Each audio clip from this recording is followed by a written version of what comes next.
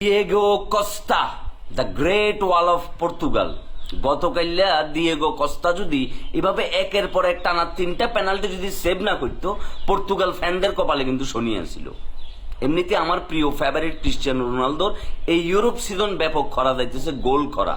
Group স্টেজে সে কোনো গোল পায় নাই এবং গতকালকের ম্যাচে একদম শেষের দিকে পেনাল্টি মিসের যে ঘটনা, ওই ঘটনায় অনেক ফ্যানরাই যথেষ্ট পরিমাণে আপসেট হয়ে গেছে। যাই হোক, এই পেনাল্টি অ্যাক্সিডেন্ট, কিন্তু ম্যাচের ভিতরেও কিন্তু ক্রিস্টিয়ানো রোনালদো যথেষ্ট পরিমাণে সুযোগ পাইছে। এই সুযোগগুলোরে সে কোনো কাজে লাগাইতে পারে নাই। ফ্রি কিক পাইছে, ফ্রি কিকগুলো প্রপার শট হয় নাই, এবং হেড শট পাইছে, হেড শটগুলো প্রপার টাইমিং হয় নাই, যার কারণে গতকাল ম্যাচে সে খুব একটা বেশি ইম্প্যাক্ট কিন্তু রাখতে পারে নাই।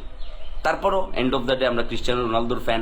সে কখনো কোনো ম্যাচে আমাদেরকে হাসাবে, কোনো ম্যাচে আমাদেরকে মন খারাপ করাবে, এটাই। কিন্তু দিয়েগো কস্তার কথা না বললেই না, যে দিয়েগো কস্তা একাই কিন্তু কি এই পর্তুগাল টিমরে টানে কি নেক্সট রাউন্ডে লয়ে গেছে, কোয়ার্টার ফাইনালে।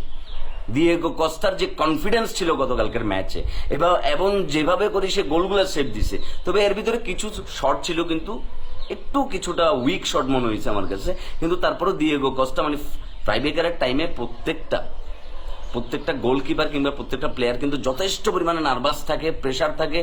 বিগ ম্যাচে একটা বিগ প্রেশার তাদের কাঁধের উপর থাকে। এই জায়গা থেকে বাইরে প্রেশারকে ওভারকাম করি উল্টা প্রেশার কুকারের হুইসেল লাগাই দিছে স্লোভেনিয়াতে। যদিও মনে করো যে কি স্লোভেনিয়া কিন্তু র্যাঙ্কিং এর দিকে অনেক পিছনে আছে, পর্তুগাল 6 নম্বরে, কিন্তু সেই জায়গা থেকে পর্তুগালের খেলা যেমন হওয়া উচিত ছিল তেমনটা কিন্তু হয় নাই। তবে গোল ক্ষুধা ছিল, তারা একের পর এক চেষ্টা করে গেছে, কিন্তু তারা স্লোভেনিয়ার সাথে কোনোভাবেই কি গোল করতে সমর্থ হয় না। অতিরিক্ত টাইমে এসে একটা পেনাল্টির একটা দারুণ সুযোগ, সেই সুযোগটাকে কাজে না লাগাইতে পারাটাও কিন্তু একটা অন্য লেভেলের একটা ব্যর্থতা। কিন্তু সেই ব্যর্থতাকে ওভারকাম করি অবশেষে ফাইনালি পর্তুগাল কিন্তু পরের রাউন্ডে চলে গেছে। তবে পর্তুগাল যেই লেভেলের খেলা এবার খেলছে, এই যে অ্যাকচুয়ালি বেটার একটা ম্যাচ কিন্তু আমরা যারা পর্তুগাল ফ্যানরা কিন্তু আশা করতেই পারে। যাই হোক, হয়তো তারা নেক্সট ম্যাচে তারা ঘুরি দাঁড়ায়, এবং ঘুরি না দাঁড়াইলে কিন্তু কি ঘুরি বাড়ি চলে যেতে হবে, এছাড়া কিন্তু আর কোনো সুযোগ নেই। ঠিক আছে, তো সকাল ধরে অনেকেই দেখতেছি প্রচুর পরিমাণে ক্রিস্টিয়ানো রোনালদোকে ট্রোল করতেছে যে কাকা আসি শেষ টাইমে পেনাল্টিটা মিস করছে। বাবুরে, এরকম পেনাল্টি মিস করবে আর ইতিহাস আসব বহু বড় বড় কাকাদের আছে।